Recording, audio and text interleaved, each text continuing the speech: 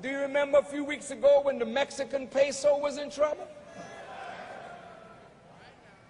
Against the wishes of the American people and the Congress, President Clinton ordered $20 billion of the American taxpayers' money to be used to bail out the peso. But who was President Clinton helping? Was he acting on his own?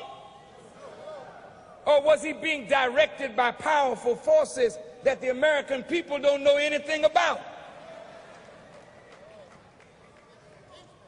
According to what we have read, the bailout don't save the common Mexican peasant. The bailout doesn't save the poor businessman of Mexico. It saves the international bankers who have invested heavily in Mexico. Who ordered the bailout? Go ahead. Since the president is supposed to act on the will of the American people, and the American people said no, and the Congress said no, who told Clinton you better do it?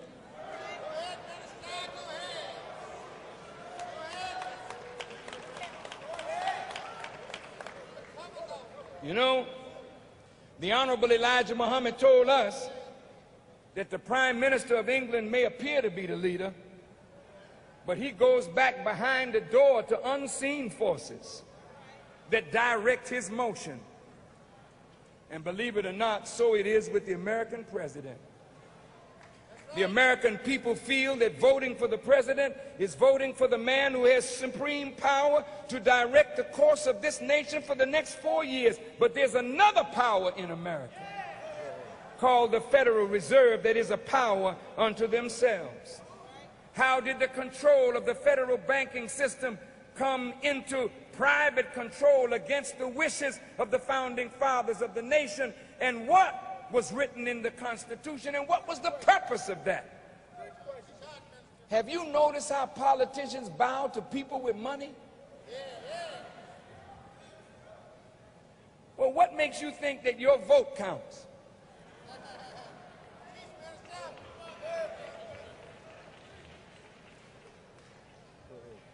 It is money that buys political influence and oftentimes political elections.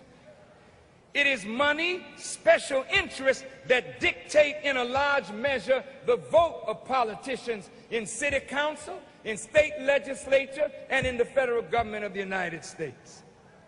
It is the big international bankers who are in control of many of the world's governments. But how did this happen to America? The financial woes of this country produce a ripple effect throughout the earth. The financial woes of America are causing the undoing of the social fabric of this nation. The people are grossly dissatisfied with the politics and the politicians of America. The people are wondering how the president and the Congress could loan money to other governments and give money away with the infrastructure of this nation crumbling and the debt is spiraling. How could America give away money when the country is in need? There are millions of homeless people living under bridges. Brothers and sisters, the Honorable Elijah Muhammad, in saying that when America went off the gold and silver standard, her financial doom was sealed, this is a very big statement, because the financial doom of a nation brings down its government. When Germany lost the value of the German mark, the government went down right behind it. Whoever and for whatever reason, America was taken away from the gold and silver standard that made her financial doom something that is bound to happen, then those same traitors are responsible for ultimately bringing about the ruin of the government of the United States. Now, let's close. Don't move, don't move. Did you know that from 1900 to 1913, the federal government had a very manageable debt into the millions of dollars? But in 1913, something happened. 4 things were set up in the year 1913. First, the Federal Reserve Bank, the IRS, the FBI, and the Anti-Defamation League of B'nai B'rith, all were set up in the same year. Is that a coincidence, or is there a tie-in? I don't have time to go into all the details, but by the help of Allah, I'll do that in further writings if it is the will of Allah. But it's enough to say that 2 German Jews, Paul and Felix Warburg, and the international bankers of Europe wined and dined a senator named Nelson Aldrich, who was the maternal grandfather of Nelson Aldrich Rockefeller. And they wined and dined him for 2 years, showing him the central banks of Europe. Senator Aldrich came back to America and was given the job of being a part of the study of the national monetary system. Nelson Aldrich, with Paul Warburg, had a secret meeting in Jekyll Island, Georgia, off the coast of Georgia. And in that secret meeting, what came out of it was the basis of the Federal Reserve Act.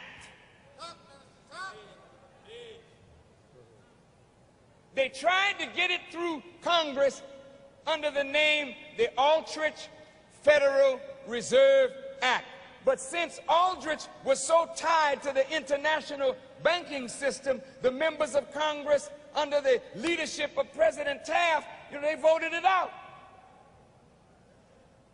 So they went back to the drawing board and they redid it.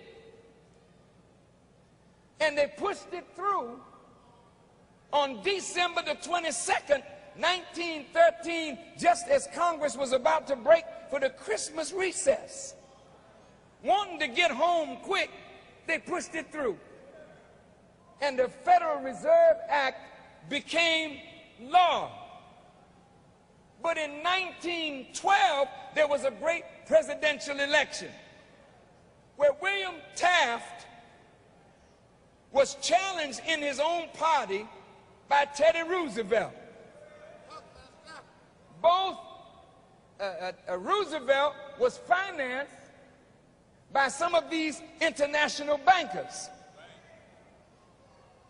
They hated Taft for his derailing of the Aldrich Federal Reserve Act. So they wanted to get at Taft.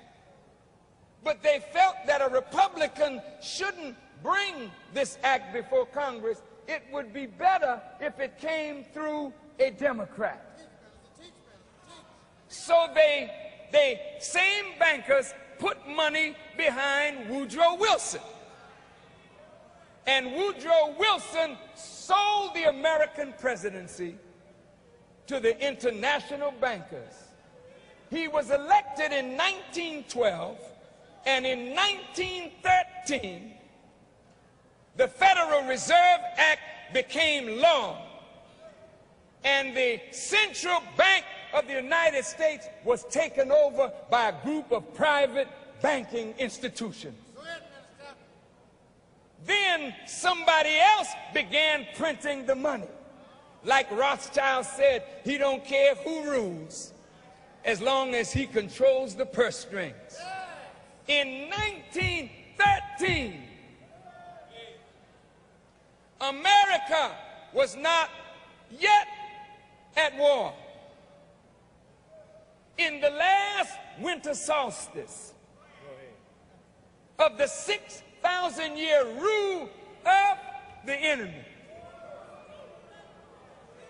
America was betrayed by one of her presidents and one of her senators and one of her members of the United States Treasury.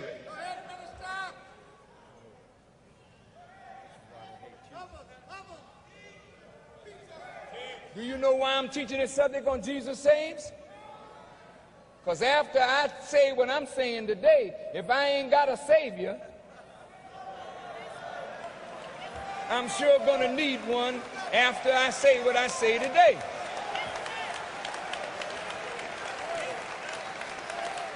Let me just finish. Don't be frightened for me. You better be frightened for yourself. Because some stuff is going down in America right now as we speak. That all our lives are in danger right now.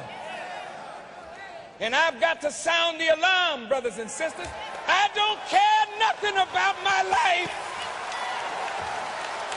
It's your life that I want to save.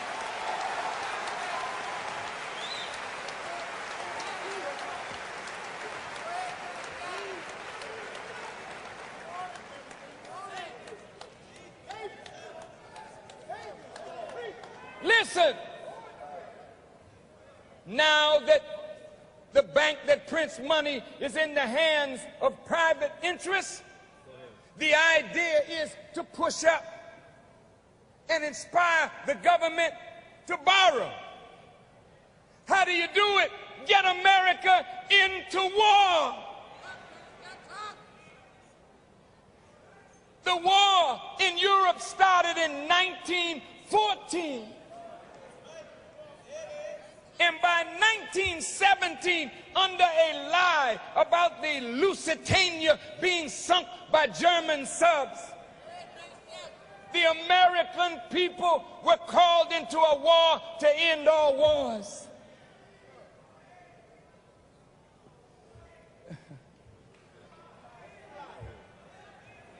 Oh, this is heavy, man.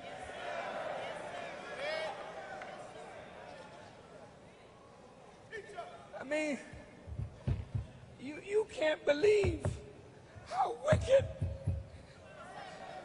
how low down and rotten. Wait a minute, wait a minute, wait a minute. You can't believe how wicked these people are. To play games with your lives and the lives of your babies. Create a war just to get more money, to charge more interest, and send your babies to die for bullshit.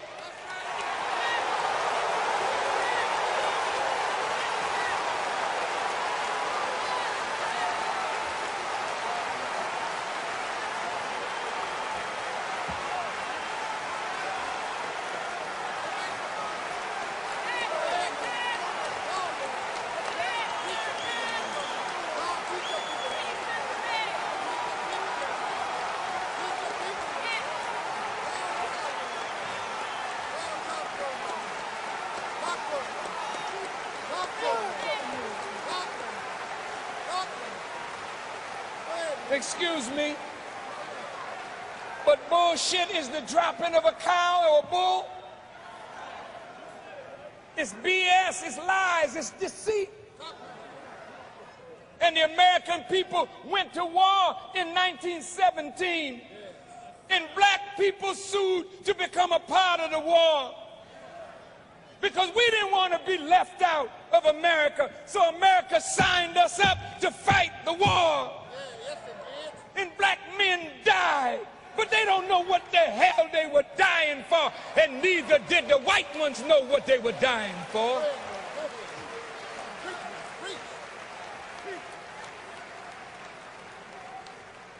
But the man of sin gotta be revealed.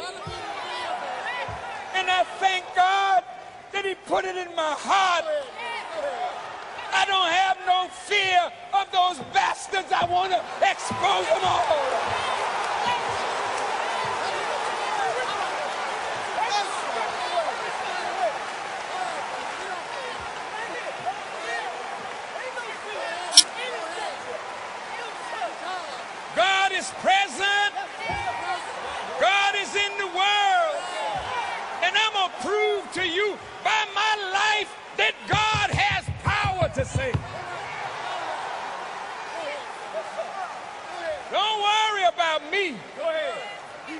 You better worry about yourself. Excuse my language, but they are bastards. They're illegitimate children of God.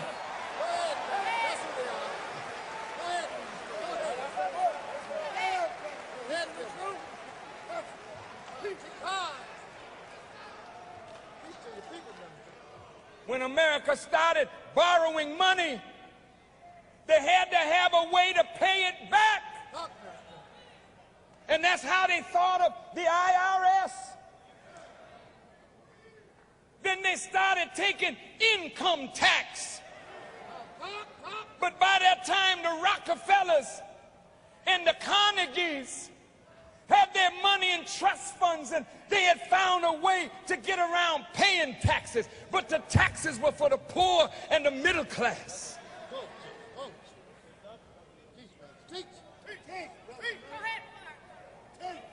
It was a gradual income tax that was to keep on escalating.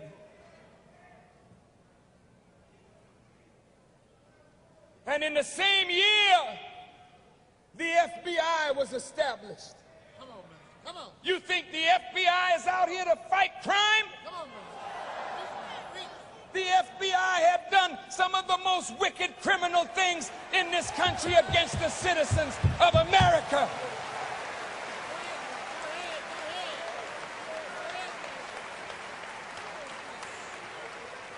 Who are you, FARRAKHAN? Go ahead. That you take on the unseen powers of the world to expose them to the light of day. Who are you? I say I'm your brother. I'm a servant of these two mighty men.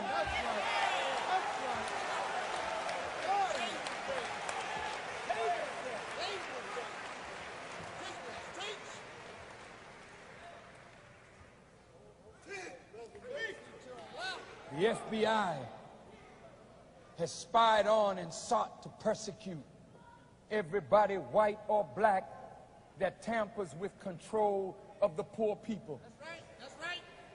Whether you're communist, socialist, whether you have an idea that could stimulate the masses with truth, the FBI pounces on you.